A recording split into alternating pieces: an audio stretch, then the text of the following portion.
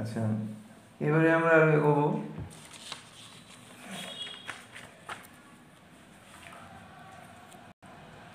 আচ্ছা, ছয় তো না, আমরা ছিলাম হচ্ছে গিয়ে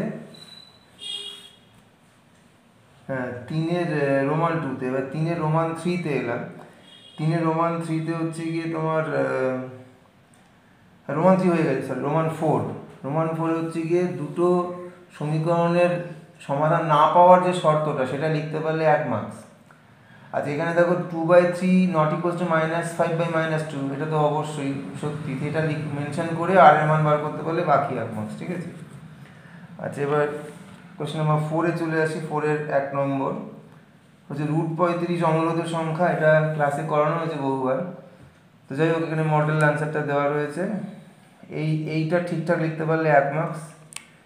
আচ্ছা, 5 বা 7 যে কোনো একটাতেই এগুলি হবে। সেটা যে পি এর উৎপাদক সেটা দেখাতে পারলে 2 মার্কস, এবং বাকিটা কমপ্লিট করতে পারলে বাকি 2 মার্কস।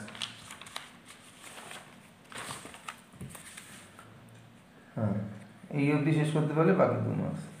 আচ্ছা, তার রোমান 2-তে হচ্ছে গিয়ে ওই সংখ্যা রেখায় প্রদর্শন ছিল, সেটা তোমরা জানো, ধাপে ধাপে এটা করতে হবে। তো এটাতে 4টে ধাপে 4 মার্কস, এবং শেষে স্কেল লেখার জন্য 1 মার্কস। স্কেল না লিখলে 1 মার্কস কাটা গেছে, ঠিক আছে। স্কেলগুলো দেখে নাও। আচ্ছা, এবার কোশ্চেন নাম্বার 5-এ চলে আসছি। 5-এর ওয়ানটা খুবই সোজা, তো এটা দেখতেই পাচ্ছ, এটাতে কোনো পার্ট মার্কস নেই, পুরোটা করতে পারলে তবে 3 মার্কস পাবে এটাতে। আচ্ছা, 5-এর রোমান 2 বিবৃতি লিখতে বলেছিল, প্রমাণ করতে বলেছিল, ভাগশেষ উপপাদ্য, এগুলো ক্লাসে করানো হয়েছে এবং পারা উচিত। আচ্ছা, এটা উৎপাদক ছিল, তো এই যে এই ধাপটায় পৌঁছতে পারলে 1 মার্কস, আর বাকিটা কমপ্লিট করতে পারলে 2 মার্কস। এই হচ্ছে উত্তর।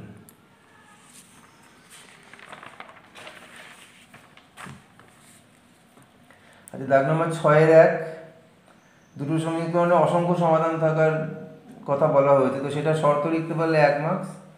আচ্ছা, বাকিটা করতে পারলে 2 মার্কস, কিন্তু এখানে deduct 1 mark for not discussing K not equals to -6। কে কেন -6 হবে না এটা জাস্টিফাই না করতে পারলে 1 মার্কস কাটা যাবে, ঠিক আছে। আচ্ছা, তারপরে সমাধান দেওয়া হয়েছে, তো যে কোনো একটা সলিউশন x/y যে কোনো একটা বার করতে পারলে 2 মার্কস, আর একটার জন্য 1 মার্কস। এইভাবে এখানে 3 মার্কস দেওয়া হয়েছে, ঠিক আছে। আচ্ছা, দাগ নম্বর 7-এ চলে এসো। এককের অঙ্ক দশকের অঙ্ক মেনশন করা উচিত সংখ্যাটা লেখার আগে, যাই হোক সেটা করে প্রথম সমীকরণটার জন্য 1 মার্কস, পরের সমীকরণটার জন্য 1 মার্কস, এবং সংখ্যাটা বার করার জন্য 1 মার্কস। তারপরে যে সংখ্যাটায় 3টে কোণ বার করতে বলা হয়েছে, 3টে কোণের জন্য 1 করে এখানে 3 মার্কস দেওয়া হয়েছে, ঠিক আছে।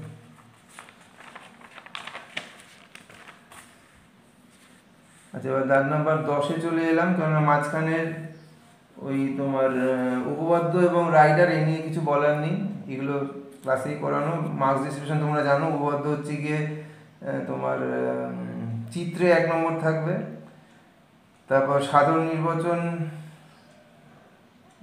অঙ্কন, এগুলো মিলিয়ে 1 নম্বর, এবং প্রমাণে 3 নম্বর, 1+1+3।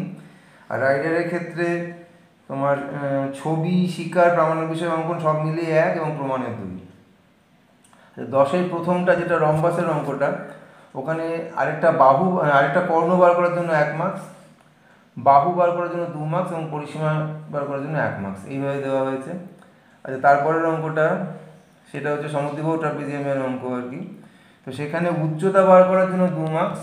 এই যে উচ্চতাটা বার করবে, উচ্চতাটা বার করতে বলে এই যে 12 সেন্টিমিটার, 2 মার্কস, এবং ক্ষেত্রফল বার করতে বলে 2 মার্কস, ঠিক আছে।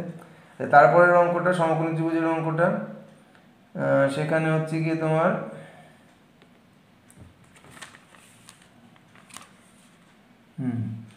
এই যে সিবি মানে এই যে বাহুটা, এই বাহুটা, এটা সমবাহু ত্রিভুজের উচ্চতা দাঁড়ালো, সেটা বার করার জন্য 1 মার্কস, আরেকটা বাহু বার করার জন্য 1 মার্কস, এবং ক্ষেত্রফলের জন্য 2 মার্কস। এইভাবে এখানে 4 মার্কস দেওয়া হয়েছে।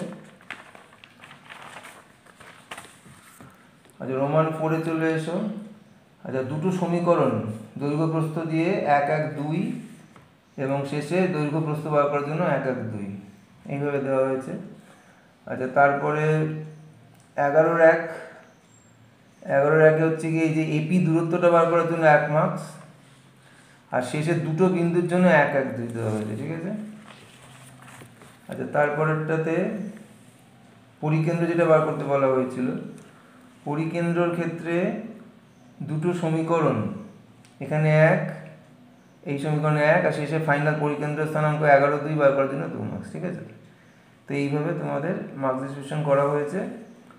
আশা করি তোমরা ভালো করেছো সবাই। তো কাল দেখা হচ্ছে, তখন কথা হবে। বাই।